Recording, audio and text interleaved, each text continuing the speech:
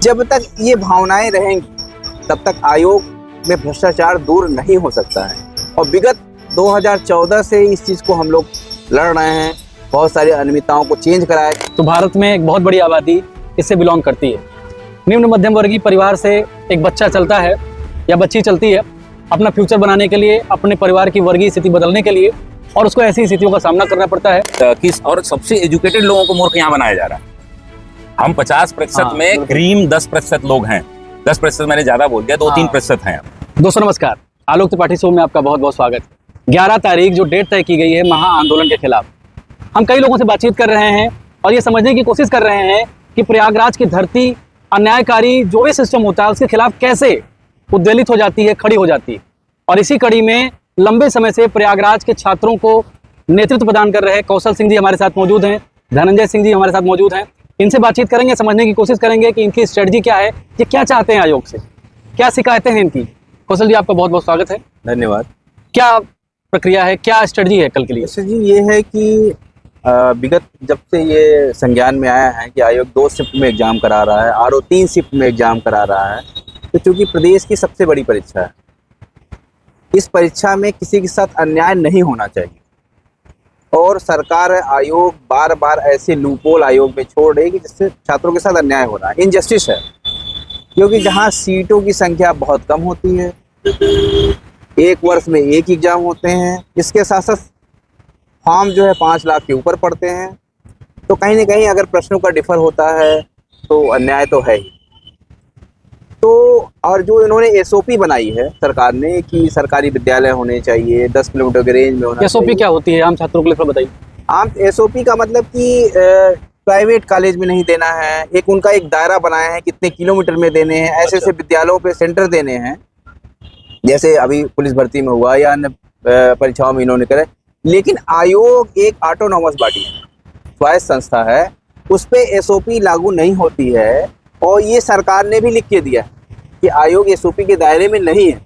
लेकिन चूंकि राजनीतिक पार्टियों का हस्तक्षेप होता है, जो भी वर्तमान सरकार होती है उसका हस्तक्षेप आयोग में होता है, अध्यक्ष भी सरकार चुनती है, मेंबर भी सरकार चुनती है, ठीक है। कहीं ना कहीं इसके कारण से अपनी चाटुकारिता को प्रदर्शित करने के लिए आयोग अध्यक्ष ने इस बात को माना कि नहीं, हम आपके एसओपी के अंतर्गत एग्जाम करा लेंगे, जबकि ऐसा नहीं है। तो सरकार कह रही है अपने विवेक से करिए, लेकिन इनको लग रहा है कि हम सरकार के विवेक से करें, ताकि हमको आगे आने वाले समय में, मैं अगर रिटायर होता हूँ यहाँ से, तो मुझे अच्छे पद मिल जाए, किसी आयोग का चेयरमैन बना दिया जाए। जब तक ये भावनाएं रहेंगी तब तक आयोग में भ्रष्टाचार दूर नहीं हो सकता है। और विगत 2014 से इस चीज़ को हम लोग लड़ रहे हैं, बहुत सारी अनियमितताओं को चेंज कराया गया, बहुत सारे पूर्व अध्यक्षों को चेंज कराया गया, लेकिन इसकी जड़ इस तरीके से घुस गई है कि जो आ रहा है उसी में लिप्त हो जा रहा है। कहने का मतलब है कि स्वामी भक्ति जो है छात्रों के हित पर भारी पड़ रही है। तो स्वामी, जबकि आप चेयरमैन बनाए गए हैं तो स्वामी भक्ति छोड़ दीजिए। कुछ परीक्षाओं पे स्वामी भक्ति नहीं वो अच्छी लगती है। ये बार बार श्री नेत्र जी को कहा जा रहा है, लेकिन श्री नेत्र जी को समझ में नहीं आता है। आयोग की कार्यप्रणाली पे ध्यान आपको नहीं देना है, हर हफ्ते आपको लखनऊ जाना है, सरकारी टूर पे आपको शिमला घूमने जाना है। अरे तो भाई, कल की क्या स्ट्रेटजी है? कल की स्थिति हमारी ये है कि छात्रों से मेरा आह्वान है कि आप लोग अधिक से अधिक संख्या में अपने इम्पोर्टेंट समय को आयोग के गेट पे दीजिए, ताकि आयोग को भी समझ में आ जाए कि नहीं, अन्याय बर्दाश्त नहीं किया जाएगा। ये आज का युवा है और किसी कीमत पे झुकेगा नहीं। और जब तक नोटिस हम नहीं लेंगे कि नहीं, नॉमिनेशन परीक्षा में नहीं होगी, तब तक वहाँ से हटेंगे नहीं। चाहे 1 दिन हो, 2 दिन हो, 4 दिन हो, 5 दिन हो, हम पढ़ते भी रहेंगे और लड़ते भी रहेंगे। इसी नारे के तहत इस आंदोलन को आगे बढ़ाया जाएगा। और एक और आह्वान है, निवेदन है कि आप लोग शांतिपूर्वक व्यवस्था बनाए रखिएगा, पॉलिटिकल इंटरफेरेंस ना होने पाए, इसका भी ध्यान दीजिएगा। 50-60 एक अलग से अपने जो छात्रों से मैं बात कर रहा हूँ, छोटे भाइयों से बात कर रहा हूँ, उनको बस समझाया भी हूँ कि 50-60 एक ऐसे वॉलंटियर रखिएगा जो इस चीज़ को मोटिवेट कर दे। और प्रतियोगी छात्रों से और आम छात्रों से भी निवेदन है कि उनके दायरे में रहिएगा, उद्वेलित मत होइएगा, क्योंकि वहाँ पे आंदोलन को ख़राब करने के लिए तमाम सारे लोग होंगे वहाँ पे जो चाहेंगे कि लाठीचार्ज हो जाए, बसें फूंक दी जाएं। क्योंकि ऐसे तमाम सारे आंदोलन में मेरे साथ हुआ है, मैं उसका प्रत्यक्ष गवाह हूँ। उसी चक्कर में मैं कई बार जेल भी गया हूँ। बसों को फूंक दिया गया था, पुलिस की गाड़ियों चली। अंधकत्वा हिंदू हॉस्टल पे एक डिप्टी एसपी साहब थे, वो अपने रियल राइफल से इंसास से गोली भी चला दिए, दुर्भाग्य से किसी को लगा नहीं। ये अच्छी बात है, इसके ऊपर कार्रवाई भी सरकार ने नहीं की। ऐसी घटनाओं से बचने के लिए हमें संयमित रहना पड़ेगा। मतलब कुल मिला के आपका कहना है कि मतलब गांधीवादी तरीके से आंदोलन को आगे बढ़ाया जाए। हाँ। और आप इस पे अडिग हैं कि आप नॉर्मलाइजेशन को रद्द करवाएंगे। रद्द कराएंगे। तो हमारे साथ धनंजय जी भी मौजूद हैं। धनंजय जी, पहले ये बताइए कि नॉर्मलाइजेशन का विरोध क्या है? लोग कह रहे हैं एसएससी के लिए नॉर्मलाइजेशन लागू हो रहा है, अन्य वनडे एग्जाम्स में भी हो रहा है, तो पीसीएस में क्या दिक्कत है? देखिए, नॉर्मलाइजेशन की जो प्रक्रिया है वो बहुत ज्यादा संख्या में, अगर कहीं जैसे कैट है, मैट के एग्जाम है, 50,000, 60,000, 1 लाख सीटें हैं, उस पे अगर करे तो बहुत ज्यादा इफेक्ट नहीं पड़ता है और उसमें कई पेपर बनते हैं, संख्या बहुत ज्यादा होती है। यहाँ पर हमारे पास समस्या ये है कि 1000 सीट मुश्किल से शायद इस बार हो। सुनने में आ रहा है कि पीसीएस में पहली बार 1000 से ऊपर सीटें जो है इस समय आ रही है 18 के बाद। तो अगर कम सीटें हैं और प्रतियोगियों की संख्या इतनी भी ज़्यादा नहीं, 5 लाख प्रतियोगी जिसमें आधे प्रतियोगी पेपर देते नहीं, आप 2.5 लाख 3 लाख के लिए 2 शिफ्ट में एग्जाम करा रहे हैं, ये बहुत ही बुरी स्थिति होगी। क्योंकि नॉर्मलाइजेशन की प्रक्रिया जो होती है, जो इन्होंने फॉर्मूला दिया है, वो गेट का फार्मूला आप देखे होंगे, उसी को इन्होंने कॉपी पेस्ट किया है मेरे हिसाब से। और उसमें भी परसेंटाइल जो स्कोर होता है, उसके पीछे जो मेन डिसीजन मेकर होगा, वह कितने लोग एक शिफ्ट में बैठ रहे हैं वो डिसाइड करेगा। अब एक शिफ्ट में 1 लाख बैठे, एक में 2.5 लाख बैठ गए, तो 2.5 लाख में 99 परसेंटाइल लाना आसान है या 1 लाख में लाना आसान है, ये आप सोचिए। अब उस परसेंटाइल पे कट ऑफ किस बेस पे बनाएंगे, उस पर फार्मूला ही नहीं दिया इन्होंने। तो ये प्रक्रिया एक तो समझ में नहीं आ रही। पहले नॉर्मलाइजेशन जैसे पीईटी में होता है, आप देखते हैं 26-27 लाख बच्चे बैठते हैं, 6 शिफ्ट में 7 शिफ्ट में एग्जाम देते हैं, उसमें कुछ क्राइटेरिया है, लेकिन उसमें भी समस्या आती है कि प्रश्न गलत ये देते। आपने देखा होगा 8-10 प्रश्न, एक प्रश्न पत्र इनसे 26 विशेषज्ञ हैं न्यायालय, माननीय न्यायालय में इन्होंने दिया है कि 26 स्पेशलिस्ट हैं इनके पास, जिनसे पूरे वर्ष भर में 150 प्रश्न नहीं बनते, उसमें से 8 से 10 प्रश्न गलत दिए जाते हैं। अब प्रश्न गलत हो जाएंगे तो एक तो मामला जीएस का है, दूसरा एक सीसैट का भी मामला है जो कि क्वालिफाइंग नेचर का है, बिल्कुल सामान्य नेचर का है। उसमें ज़्यादातर बच्चे पास हो जाते हैं, लेकिन जो परीक्षा इस तरीके की है कि बहुत सारे बच्चों को मैथ्स नहीं आता, रीजनिंग नहीं आती, तो वो जो है क्वालिफाई ही नहीं कर पा रहे हैं। इधर 1-2 वर्षों से ये भी समस्या आई है। उसमें नॉर्मलाइजेशन किस बेस से लगाएंगे? किसी में मैथ्स आसान दे दिए, किसी में कठिन दे दिए, वो तो सीधा सीधा दिखता है कि भाई मैथ जीएस के प्रश्नों में तो आप अंदाजा ही नहीं लगा सकते कि कौन सा आसान है कौन सा कठिन है। मैंने एक टॉपिक पढ़ा, अच्छा, इसमें एक प्रक्रिया और भी लोग बात कर रहे हैं कि नॉर्मलाइजेशन की जो प्रक्रिया अपना रहे हैं, इसमें एक तो भ्रष्टाचार बढ़ने के भी चांसेस हैं। बिल्कुल बिल्कुल, लोग ये भी कह रहे हैं। दूसरी चीज जो तर्क इनका है कि हम भाई उत्तर प्रदेश में 75 जिले हैं जी जी, और आप 41 जिलों में परीक्षा का आयोजन करवा रहे हैं, जबकि छोटे छोटे जिलों में, बीहड़ इलाकों में आप जो है पोलिंग बूथ बनाते हैं, वहाँ चुनाव करवाते हैं, शांतिपूर्ण तरीके से चीजें होती हैं। बिल्कुल बिल्कुल। तो जो उत्तर प्रदेश के लोगों की प्रकृति है, जो नेचर है, वो शांतिप्रिय है। बिल्कुल, अब वो स्थिति नहीं रही 1990 वाली कि हम बूथ कैप्चरिंग कर लेंगे, सेंटर कैप्चरिंग कर लेंगे। तो जो बचे हुए 30 से ज्यादा जिले हैं, अगर उनको आप बना देते सेंटर, तो शायद ये जरूरत ना पड़ती। इस पर क्या कहेंगे, क्या इंटेंशन है आयोग का? अभी देखिए एसओपी, जैसा कि भैया ने बताया, स्टैंडर्ड ऑफ प्रोसीजर इन्होंने एक बना के दे दिया है। हाँ। आयोग को इन्होंने दिया है, आयोग फॉलो करे ना फॉलो करे। हाँ। उसमें क्या है कि जैसे पेपर लीक की समस्या इन्होंने प्राथमिकता में रखी है कि 10 किलोमीटर के रेंज में रहेगा तो हम सुबह जो है ट्रेजरी से पेपर ले जाके दे देंगे, जिला कार्यालय से, जो मुख्य कार्यालय है डीएम के पास तो क्या 32 जो जिले बच रहे हैं उसमें ऐसा नहीं हो सकता? अभी इनके हिसाब से तो कुछ भी नहीं हो रहा है। इनको तो अभी उस दिन हम लोग जब बात कर रहे थे तो बोले कि अभी तक हमारे पास लिस्ट ही नहीं आई है। हाँ, उस दिन सचिव 3 दिन बाद इनके पास लिस्ट आ गई। 4 महीने हो गए, 5 महीने, जब जून में एसओपी आई है। और एसओपी फॉलो करने के लिए क्या आप मजबूर नहीं हैं?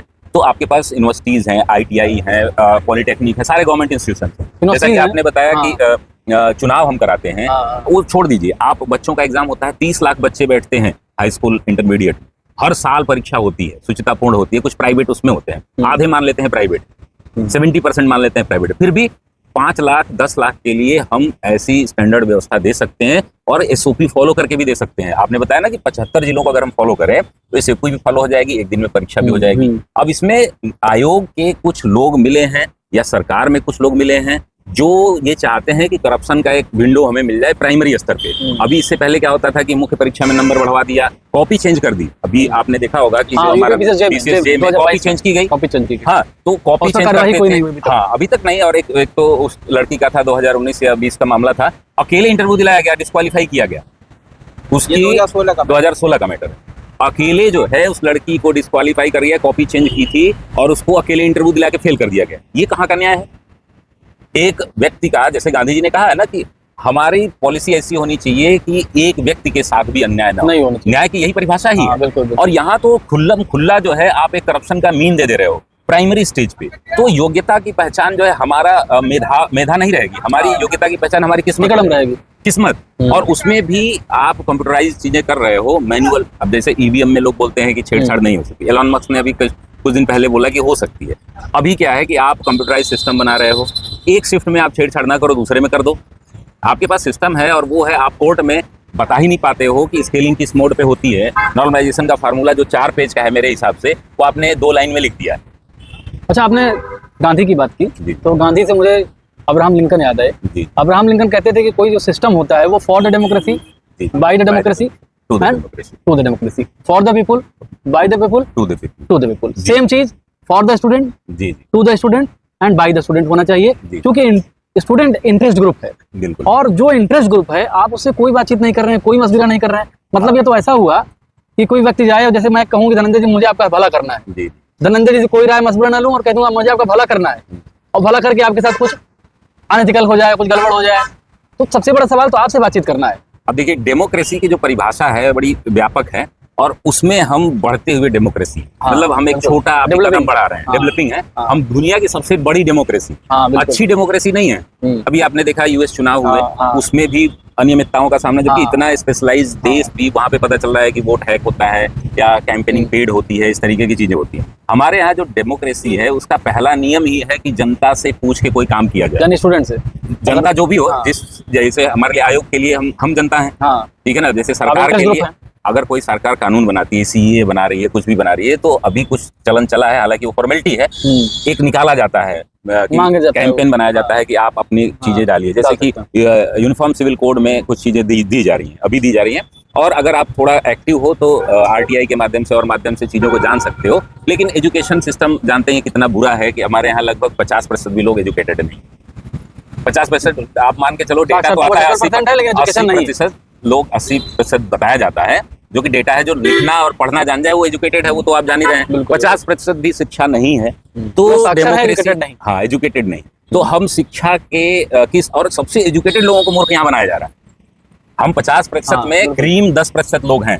10% मैंने ज्यादा बोल दिया, 2-3% हैं। हाँ, ठीक है ना। उस 50% में 2-3% को यहाँ मूर्ख बनाया जाता है। ये डेमोक्रेसी है। What is the next step?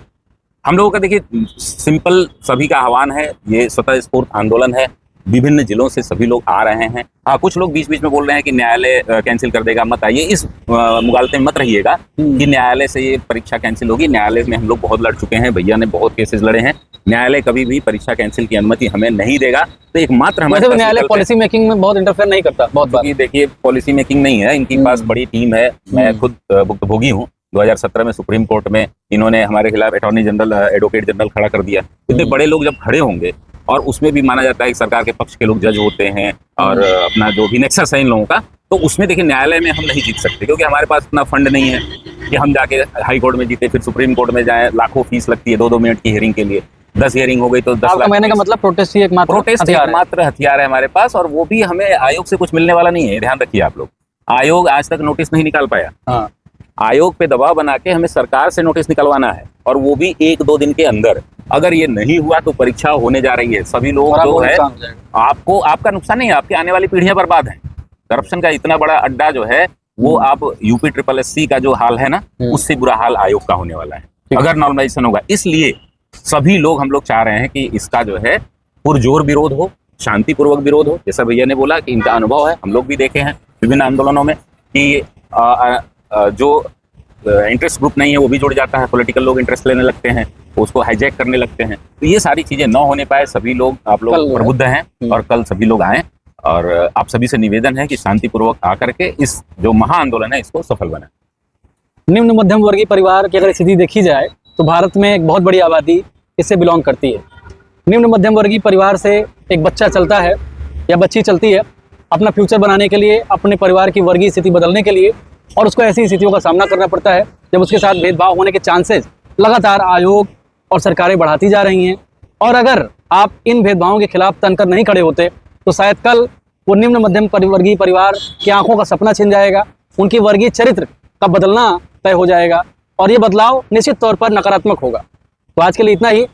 Sir आपने बहुत समय दिया, इतने क्रूशियल टाइम में आप लोगों ने समय निकाला, आपका बहुत बहुत धन्यवाद। बहुत बहुत धन्यवाद विदा लेते हैं, आपका। नमस्कार।